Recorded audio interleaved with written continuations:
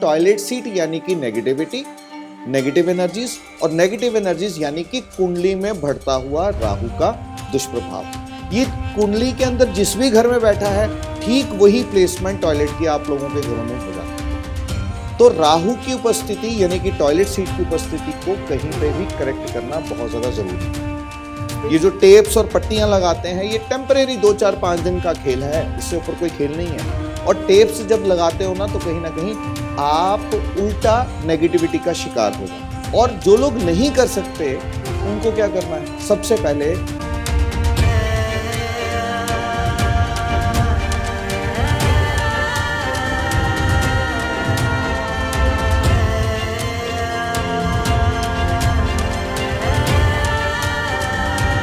Toilet seat जो है ये वास्तुशास्त्र में कहीं पर भी किसी भी पुस्तक में वास्तुशास्त्र की एंशिएंट टेक्स्ट में टॉयलेट सीट का वर्णन है ही नहीं। तो टॉयलेट सीट एक ऐसा सा स्थान है जो घर के अंदर उस समय पर कंसेप्ट ही नहीं थे जिस वक्त ये वास्तुशास्त्र बना। पर विषय ये है कि आज के समय में टॉयलेट घर का एक अनिवार्य हिस्सा है और हर घर के अंदर है और ऑलमोस्ट हर बेडरूम के साथ अटैच बाथरूम जो है वो बना ही हुआ है। अब जब बहुत सारे लोग हमारे पास आते हैं और पूछते हैं कि अगर स्पेस सर्जरी टेक्निक हम नहीं करा सके, कहाँ नहीं करा सकते, फॉरेन कंट्रीज में कई जगह नहीं की जा सकती है ना।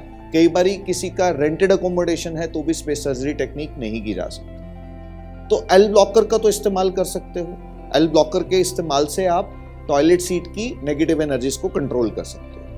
रही बात ये कि वो लोग जो वास्तु कंसल्टेंट को भी हायर नहीं कर सकते, तो कुछ प्रमुख बातों का ध्यान रखना बहुत ज्यादा जरूरी है।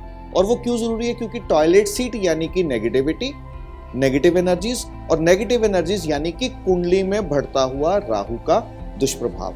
ये कुंडली के अंदर जिस भी घर में बैठा है ठीक वही प्लेसमेंट टॉयलेट की आप लोगों के घरों में हो जाती है। कुंडली के अंदर अगर 4 लोगों की कुंडली अगर एक घर के अंदर देखो और 4 लोग रहते हैं, राहु अलग अलग जगह पे हो सकता है।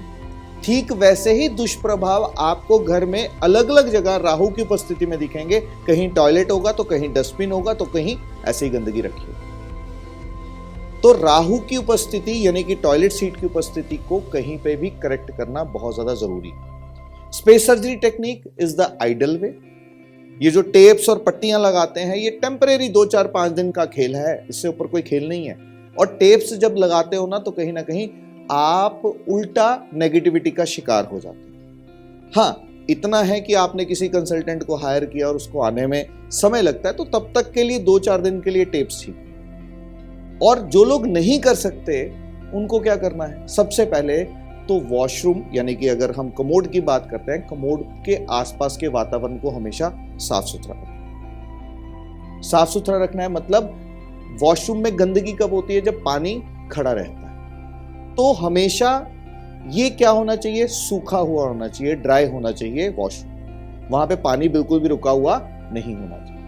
ये एक हैबिट के अंदर होना चाहिए कि स्नान किया, स्नान करने के इमीडिएट बाद वाइपर से उसको साफ किया। ये पहली बात है जो वॉशरूम की नेगेटिविटी को कंट्रोल करने में बहुत ज्यादा हेल्पफुल है। दूसरा, हर वॉशरूम के अंदर कांच के एक बॉल में रॉक सॉल्ट जो है वो रखनी अनिवार्य है और 10-15 दिन में 20 दिन में एक बार उसको बदल देना, ये बहुत उत्तम लाभ देता है। ये बात समझ में आ रही है। तीसरा, वॉशरूम के अंदर जो एयर फ्रेशनर्स हैं इनको जब लगाया जाता है तो क्या होता है, वॉशरूम के अंदर जो स्मेल है वो दूर हो जाती है और फ्रेग्रेंस आना प्रारंभ हो जाती है। इससे भी राहु की नेगेटिव ऊर्जाएं जो है वो कंट्रोल होती है।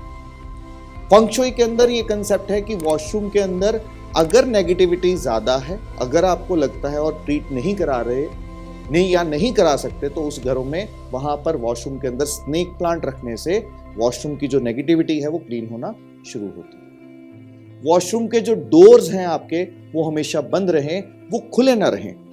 बहुत सारे घरों में ऐसे देखता हूं कि वॉशरूम यूज करते हैं और डोर जो है वो बंद नहीं करते, जिसके कारण से उसकी जो नेगेटिविटी है जो राहु के उपस्थिति में देखी जाती है वो घर के अंदर स्प्रेड होना शुरू हो जाती है। ये बेसिक बातों का भी अगर ध्यान रख लिया जाए तो वॉशरूम यानी कि कमोड जो कि राहु की उपस्थिति को बताता है, और राहु तो आप जानते ही हैं कुंडली के अंदर अगर डिस्टर्ब हो तो किस तरह से वो दुष्प्रभाव देता है। बस इतनी सी बातों का ध्यान रख करके आप उसको कंट्रोल कर सकते हैं। सही तरीका स्पेस सर्जरी से ही करने का है और अच्छे कंसल्टेंट की सहायता से समय आने पर जिस भी तरीके से आप करा सकते हो तो उस तरीके से कराना है। अन्यथा एल ब्लॉकर्स और जो ट्राइंगल्स आप लोगों से शेयर किए थे उनका इस्तेमाल कर करके आप किसी भी टॉयलेट को ब्लॉक कर सकते हैं।